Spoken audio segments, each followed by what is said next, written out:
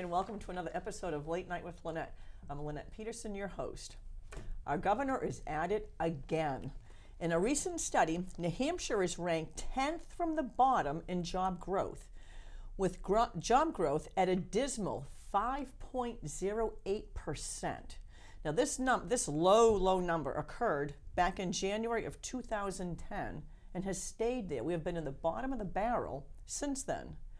Gee, when did Maggie take over office? About the same time. Now the state Senate has set up what's going to bail New Hampshire out.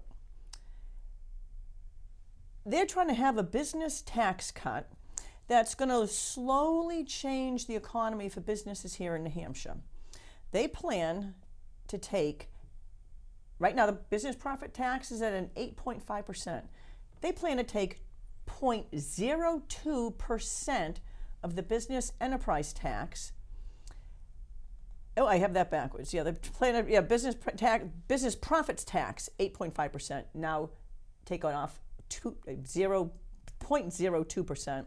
Then the business enterprise tax, which is now 0.75%, take a 0.025% off of that over 6 years.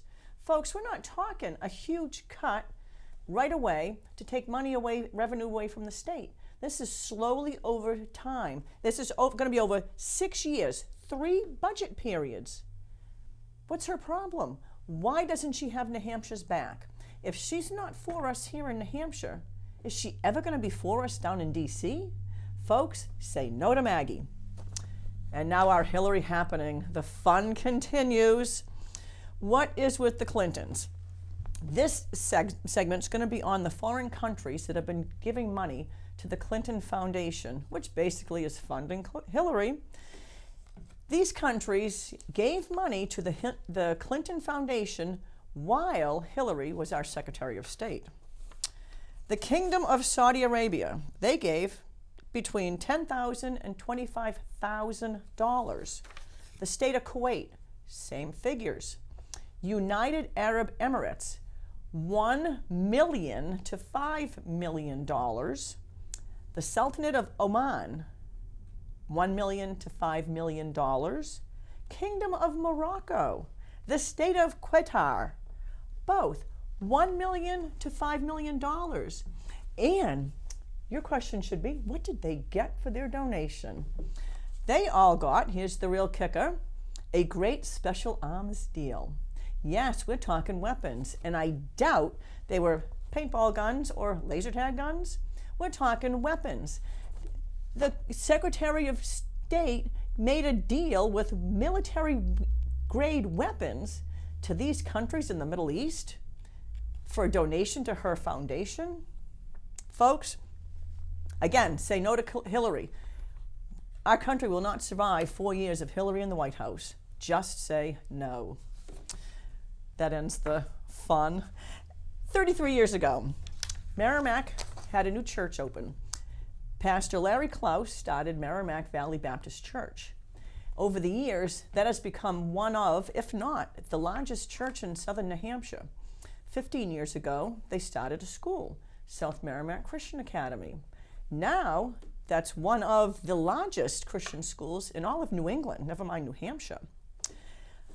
This past Sunday night, May 31st, Merrimack Valley Baptist Church welcomed in its new pastor. Tonight, we are welcoming the new pastor of Merrimack Valley Baptist Church, Pastor Joel Gibbs. Thank you so much. It is an honor and a privilege introducing you as the pastor of the church. Well, thank you for having me. It's a blessing to be here. I've been waiting for this day for a long time. I have to say, I love your jacket. I need to talk about whoever gives your fashion advice. Yeah, well, my daughters were very disappointed that we were out of town they were thrilled. I was disappointed. We were out of town for Easter and Mother's Day. This would have graced the halls of Merrimack Valley Baptist Church. I was thinking of wearing it to your special, but I figured you won't see it. There were so many people there. No, actually, I think I would have seen it. There was a number of people there, but I think that would have drawn you out of the crowd. Yeah, I think so. That was quite the ceremony last night. Yeah, service. It was a blessing. the choir, I don't think I've seen the choir that big in years, if ever. Yeah, that was quite an honor. It was a tremendous blessing. Yeah, it was just, so a lot of old faces that haven't been around for a while. Right. It was cool. Yeah. So, how long have you been a member there, anyway, at the church? We actually became members in 2001, which was long before I actually was on staff. Right. Yeah. We started coming to the church in 2001. Yeah. We moved here in right July. About the same time. Yeah. Yeah. Oh, very good. Now, you haven't always been on staff. No. What did you do before you were on staff at Merrimack Valley? I worked for 12 years at Fidelity Investments. I worked in their internet operations department there, and so I had a number of jobs, most of them management and leadership positions. Mm-hmm. Yeah. Now, what led you to leave that field? Fidelity. Why leave a great paying job to go into ministry? Which I mean, some people would look at that as maybe a downgrade, and definitely a downgrade in salary. Financially, certainly. Yeah, I'm yes. sure. Yeah. So, what led to the change? Well, I think it was the Lord's leading, and it was really a long time coming. Even when I was in high school and then in college, leading different groups on campus, I felt that the possibility was always there of being into ministry. And I'll sort of give you the long story, if you will. In 2007, my wife and I really prayed about it, and we really felt that the Lord might be leading us into full-time ministry. And so we had applied for a seminary down in North Carolina called Southern Evangelical Seminary, and we were ready to go, and I was ready to actually resign from Fidelity at that point. But my wife was diagnosed with cancer, and so that sort of put a hold on things for a couple of years. But then in 2009, we had, my wife had gone through chemotherapy treatments, and she was doing very, very well. And we kind of felt that we had gone to the summit of that trial that we were going through. And so I went to Pastor Larry, our previous pastor, and said, I think the Lord may be leading me to go to full-time seminary. I was going to go to the same place again. And he said, no, I don't want you to do that, which kind of was a little bit of a shock. I was looking for some encouragement in that area. I bet, yeah. But he said, we would actually like to bring you on Merrimack Valley Baptist Church on staff. And it was the time, you remember Pastor Pierre Willems. Oh, yes. Who then became pastor of the church in Milford. Right, Colonial Hills. Yeah. Colonial Hills in Milford. Well, I wasn't aware of it, but that was at that time when he was looking to transition, and so that's when I had come on to staff. Gotcha. Yeah. Now, what did your family think of the change? My family did quite well with it. There were differences in terms of things that we were used to financially that we just had to be a little bit more careful with when it came to our budget. But they were a tremendous blessing. And then we went to seminary. So I was at Merrimack Valley Baptist Church on staff for just about 2 years. And then I went to get my seminary degree. So I sort of took a sabbatical, though at the time I didn't know it was a sabbatical. So we went down to North Carolina, where I went to seminary, and we stayed in a 29-foot camper for 3 semesters. Wow. And they were just great about that. They really were wonderful. Yeah. And now Nancy homeschooled the kids, she did. right? She homeschooled them during that time. They have 2 children, Yeah. Timothy and Christina. Yeah. Now, what grades are they in now? Well, Tim is graduating. That's what I thought. Yeah. And Christina's got a couple more years, and then she'll be done. I remember having Tim in my PE classes when he was a lot shorter than he is now. He was shorter than me. Yeah, that was a while ago. Yeah. Wow. Very good. Now, change is always good, I think. Yeah. As the new pastor, I'm sure you see changes are going to come about. Sure. What do you think your biggest challenge is going to be? Well, I think because you mentioned change is good, but people find change difficult, right? Yes, and there are going to be some things, simply because we're going to be looking at things from a little bit of a different perspective. The Lord has really blessed Merrimack Valley Baptist Church tremendously in the past 33 years. Oh, yeah. And He's really worked through the ministry of Pastor Larry Klaus, and that's been a wonderful benefit. But the reality is the community that we're in has changed from when Merrimack Valley Baptist Church started. When 33 years ago, New Hampshire was a very strong Catholic in terms of its background. And so you had people, maybe some of them were nominal Catholics, but they were used to the idea of church, and they had some teaching about who God is and who Jesus was. And so having an event and drawing people to the church was something that was oftentimes very effective. Well, today, if we look at the demographics that are in New Hampshire, most people are agnostic. Right. And so we need to be doing things in which we're actually out in the community rather than simply drawing people to the church. We need to be out in the community, in community events, and reaching people in that way. Right. Now New Hampshire ranks, I believe, second or else even at the bottom in church attendance. We in Vermont right. vie for we that, go back for that and lowest forth. spot. Yes. Right, yeah. Yeah, I reckon that's not one that's Yeah. good to have. Right. Yeah. So reaching the communities, Yeah. definitely tough. Right. Yeah. Right. And not only has it changed religiously, politically it's changed. Oh, absolutely. Yeah. yeah. We are no longer the conservative state that No, we were when I grew up here. you could always count on New Hampshire as Right. being the Republican conservative Right. state in New England. Right. Right. Not no more. Yeah, now Massachusetts has a longer line of Republican governors than we do. Yeah, isn't that sad? The socialist state of Massachusetts has a Republican governor. It's just, and Maine has a Republican governor as well. Yeah. Yeah, it's a shame. We're purple, leaning more towards blue. I like the color purple, but not when it comes to politics. Now, what are some of the changes that you see maybe necessary or that you would like to implement? Well, Lenette, I think from a scriptural perspective, one of the things that we are called to, and in Hebrews chapter 10, verses 24 and 25, it references why it is that we are to assemble together. And what the author of Hebrews references there is that we are to assemble together so that we're stirring up in one another love and good works, and we exhort one another, which to me is interesting because usually we use that verse that we are to assemble together to mean that we need to be going to church on Sunday morning, which isn't a bad application. We ought to be going to church. That's where the apostles' doctrine is taught. But the reality is when it references stirring up in one another and exhorting one another, well, that references some sort of community that is taking place and some sort of, I'll say, small group type of environment that is taking place where people have the opportunity to do that. So I think one of the things that we're going to focus on is more of an opportunity to have community groups or small groups and home groups where people can really sort of practice the one another's and really be exhorting one another. Because it's not just the pastor exhorting the congregation, that's part of it, but we need to be exhorting one another as well. Oh, I agree, and especially in a church our size. Yeah. I mean, with 2 services. Right. I mean, I've done it several times where I'll go up and shake someone. Oh, you know? Yeah. No, I've been coming for like 5 years. Oh, Right. nice to meet you. But they went to a different service than I did. Exactly, right. Or, I mean, everyone is programmed. I mean, I like sitting in the section that I sit in. Right. Other people have their assigned seats. Sure, right. And if you actually sit someplace different, you see things in a totally different light. Absolutely. You see different people. Yeah. And someone that's been sitting right in front of you for 5 years. Right. Yeah.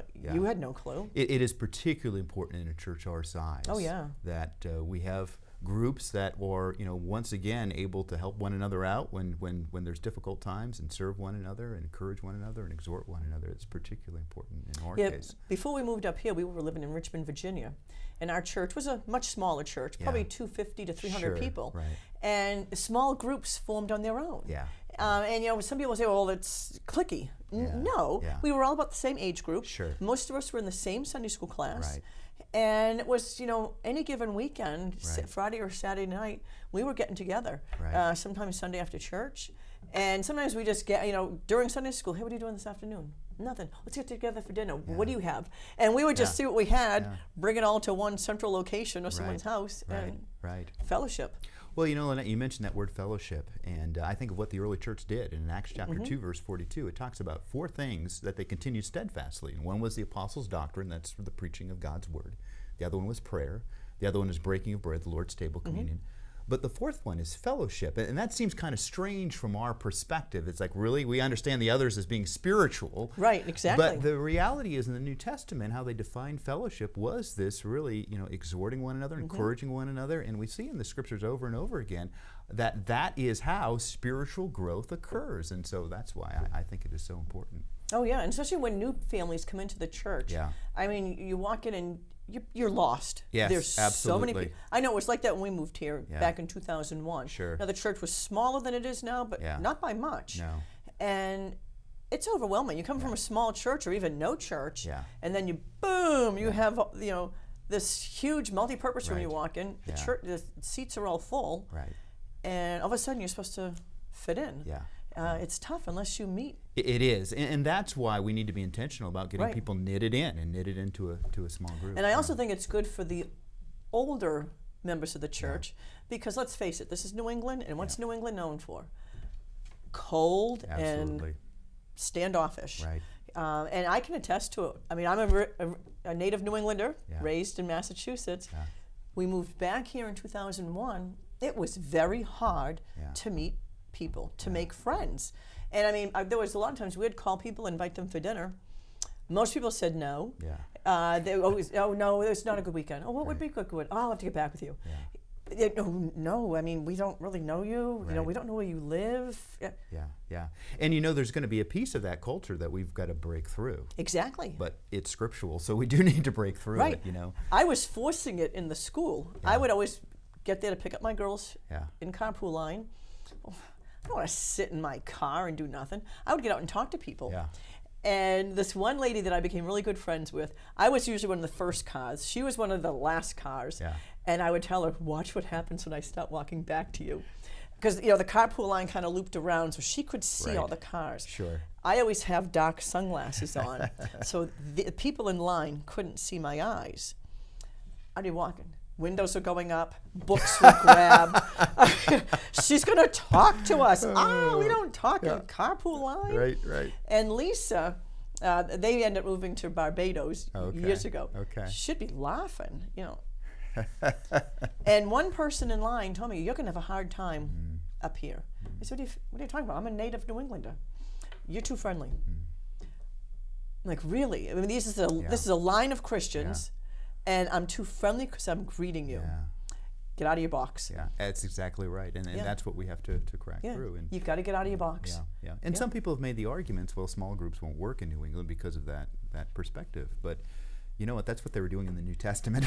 Exactly. So- And if you can't get comfortable in a small group, yeah. how are you ever going to be comfortable Right. in a large group? Absolutely. And how are you ever going to share the gospel if you can't even talk in your little group? That's right. Yeah. That's right. And I know in Awana that used to happen when I was with the TNT girls. This is our church youth group, ages 3rd grade through 6th grade. Council time messages. I would volunteer to do one, and it's just easy, especially object lessons for kids. Sure. People would step out of their box, volunteer to do one, but then not show up the night they were going to do it. Yeah. If you can't do a Bible story Right. to children, most of them were mothers who had children. Yeah. When are you going to share the gospel? Yeah. But Lenette, that's one of the other difficulties with a church of our size is because it's easy to get into a church like what we have and just sort of sit there and get lost in it. Exactly. And some people would prefer to be lost in it. Exactly. Yeah. But that's something that we also have to crack through, because when we look at how it is that God had designed the church as the body of Christ, it's each one of us working together in the body, and that's what makes the body. That's what makes the body grow. Tendency sometimes as a large staff is, well, you've got a large church, you've got a professional staff, and so they're the ones that are doing the work. Well, the scriptures are very clear in Ephesians chapter 4 that the job of the staff is to equip the saints for the work of the ministry. And then you ask, well, what is the work of the ministry? Well, it says to build up one another. It references building up one another from a spiritual perspective. So that's what we need to be doing for each other. It's not just the staff's job to be doing that. We all need to be doing that. Right, and working with children, I mean, that is such a blessing. Oh my word. Absolutely. I could spend, I'd rather work with 100 kids than 10 women any day. Any day. Oh my word. So, and you usually see the same people. Yeah. The ones teaching Sunday school are the Awana leaders. Right. The Awana leaders are the Sunday school teachers. Yeah. But, kids are great. Yeah. I mean, I have the little cubbies, 3 and 4 year olds with Awana, and then 4th grade Sunday school, so a different age group, but kids are just so easy to work with. And if you're genuine with them, they adore you. Yeah. They'll just listen so intently. Oh, it's easy. Yeah. And we've been blessed with really a wonderful children's ministry. Oh, yeah. Pastor Jeff, who Yep. you know very well. Yes, had him on just a few weeks ago. Yes, I know. Yeah. I know. But we've been very blessed with the work that he's done. Oh, yeah. And my girls are excited. They're taking over the college and career. Yeah. Yeah. I mean, they're going to step out of their box, and they're actually, going to attempt and try to go to college and career. Well, good. Yeah, it'll be fun for them. Well, good. Now, outside of church, I mean, I know you have a life outside of church. Yeah. What do you like to do? Well, you and I share a very similar sport. Yes. I love bicycling, though I haven't had the chance to do it that much this year, just because of everything that's going on. Oh, I'm sure. Yeah. But yeah, I really enjoy cycling. You take it a little notch or two higher than what my husband and I do. Your cycling definitely is at a higher grade than what we do. Well, it was, but I don't know that I could keep up with you this year. Now, have you cycled up Mount Washington? I have. I thought so. Yeah. I did the race twice.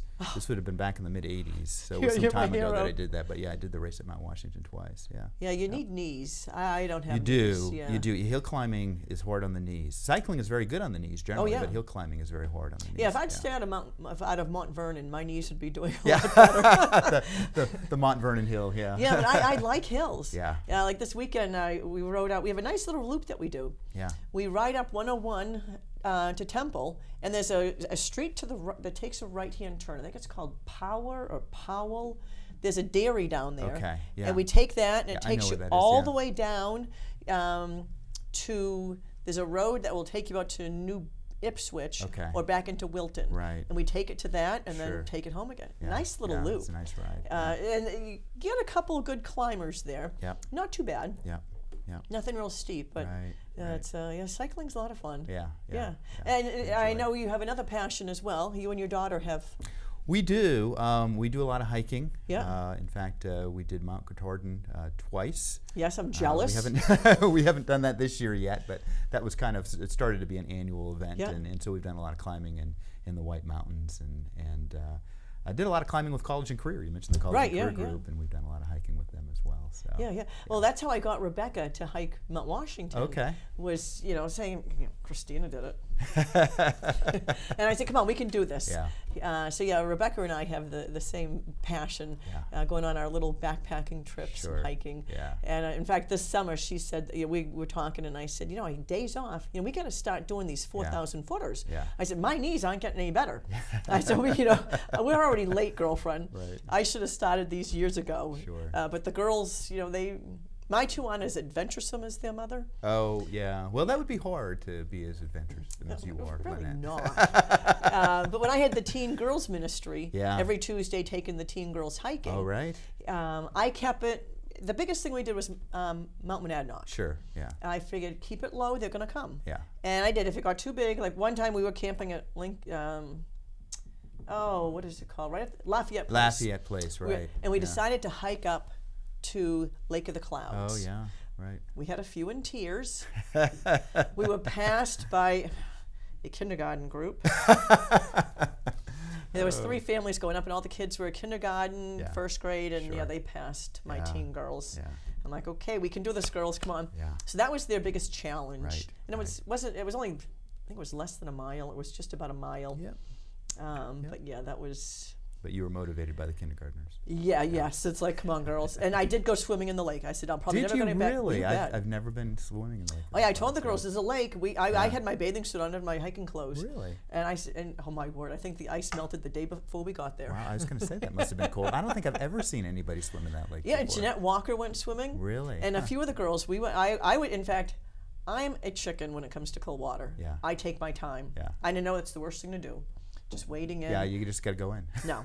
Oh, I said, I'm going in, and my daughters were like, Oh. "You went right in." I'm like, "Oh my word, I wish I hadn't." But I probably never get back. Yeah, So I went swimming. That's right. That was the time. Yeah. Now Becca and I, when we hiked Mount Washington, went by Lonesome Lake. Mm-hmm. Oh no, I have it backwards. This was Lake of the Clouds. Is that Mount Washington, Lake of the Clouds? Lake of the Clouds would be Washington. Right. Lonesome yeah. Lake was the other one. Okay, right. Yeah.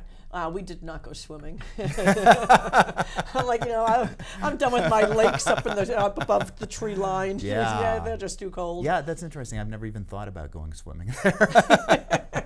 I thought of it, looked Yeah. at the water, I said, Becca, I'm sure that's way too stinking cold. Yeah. And I didn't bring my bathing suit. That was a good excuse. Yeah. Yeah. Yeah. Well, good. But yeah, those are. What fun hikes do you have planned this summer? Well, we don't actually have anything scheduled. I'd love to be able to do Washington. We enjoy doing Lafayette. We did it. haven't done There's a that couple Memorial Day weekends. We did the Ridge Trail up Lafayette, and it was just a very strange Memorial Day weekend because it had snowed up in the mountains, and there was actually, there was a couple of feet of snow where we were in one part of Lafayette, and we didn't necessarily prepare for that. Oh, I bet. But that was a lot of fun. I bet that was like 2 or 3 years ago. Yeah. Yeah, we were I supposed to say go. It was about 2 years Yeah, ago. we were supposed to go camping that weekend, but Yeah. I was on a trip to Azerbaijan and Turkey, Oh, so we okay. didn't go. Yeah. We would go with Light of the World Church to the pastures. Oh, right. Yeah. And sure.